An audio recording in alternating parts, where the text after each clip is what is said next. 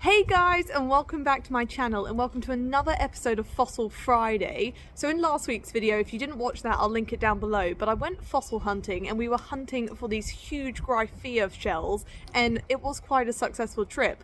But within that trip, I also found this massive Ammonite inside a huge boulder, but it was very hard to remove from the rock, and it did actually need some pretty heavy gear, and we even broke a hammer on it. So luckily I had Kevin with me, so if you haven't watched last week's video, it will be linked down below and you can kind of judge it. I did do a quick kind of overview of it in the boulder, but I'll insert here now some behind the scenes of us actually getting this piece out, and I'm happy to say the fact I'm sat here doing this video means it was a successful fossil removal, but it didn't quite go to plan. So you'll see here it's a very hard rock, and it took a lot of effort and chiseling to kind of whack around it, and it did have a naturally eroded edge, so you can see that you can actually see the chambers within the top there, and they're beautifully crystallized, so they're filled with calcite, and it almost looked like it was ready to pop, but instead of popping it did in fact split. But because it's crystal,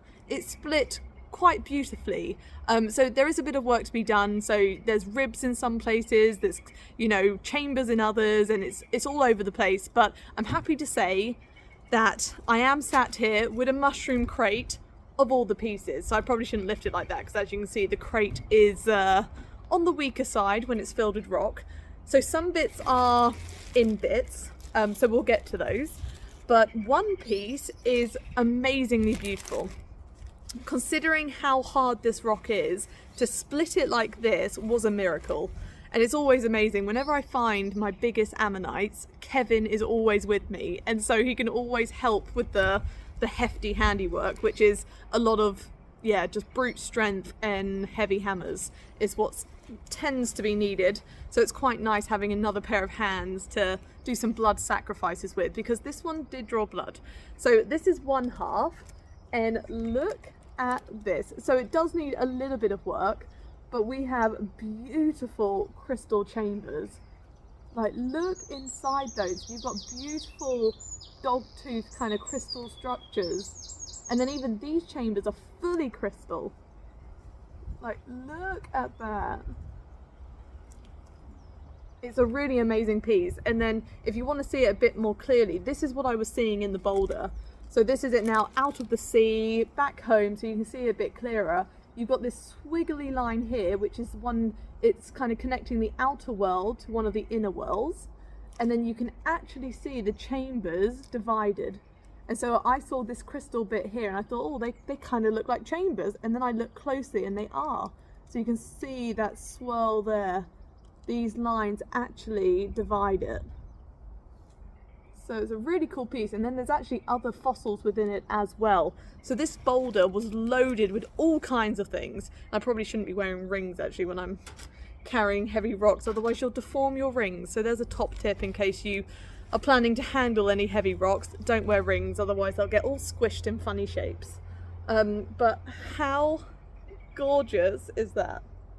So that's one half, and we were committed, so we didn't want to just leave it there. We wanted the other half, which meant it was a lot of effort, and the tide was against us, so we did go back to get a bit more out of this boulder, and unfortunately we couldn't get it. So I'll insert here a really funny video of Kevin attempting to fight the tide to hit the boulder, which is just very entertaining and very splashy as well, and I don't recommend doing that, but it's very funny, and Kevin is as professional as it gets at this. So where to begin?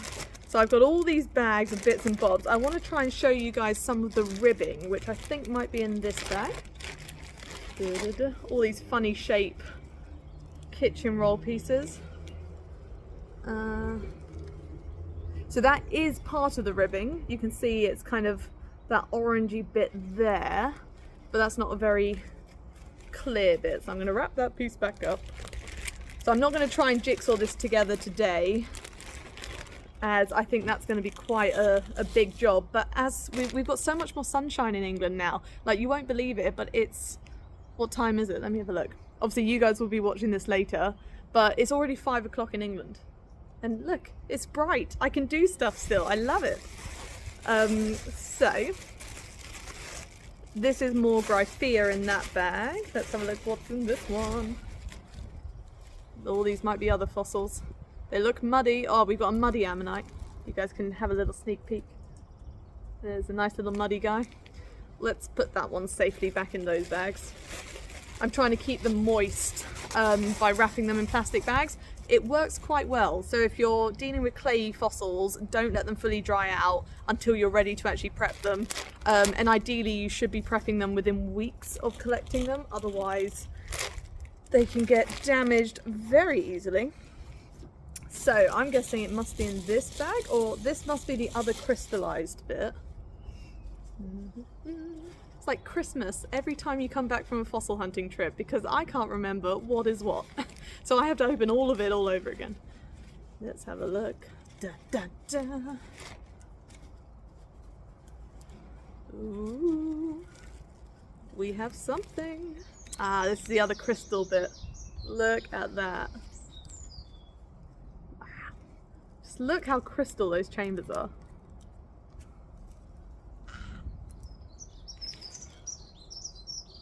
And amazingly, even though obviously one half came out whole, and then these pieces, they're pretty hefty. So it's not come out in like 6 billion pieces, which I'm happy with. So I just have to show you this piece whilst the sun is out before it's going back behind a cloud. We missed it. I wanted to get all the crystals sparkling for you guys. So that's that piece, and there's another big bit here. Let's see, is this... I want you guys to be able to see the ribs, because on this species of Ammonite, which I have forgotten off the top of my head, I did just remember the genus of this Ammonite. So this is a Uaspidosaurus Ammonite, and it's about 160 million years old. So just think about that for a minute. 160 million years ago, this pretty, you know, good sized guy would have been swimming around in our oceans, or female I should say.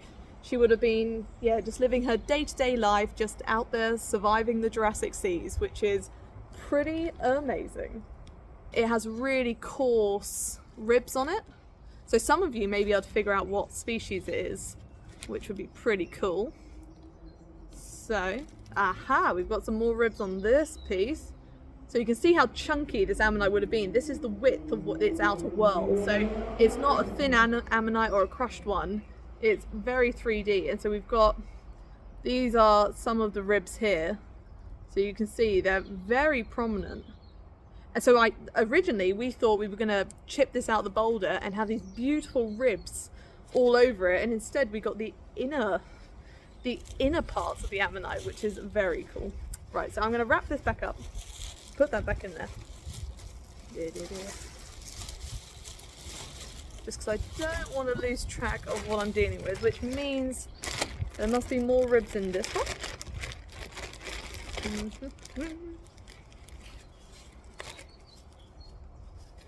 Have a look. Oh, we've got more crystal. I cannot wait to see this all pieced together. So there's another bit full of calcite crystals. Look at that. And there's even, oh, look.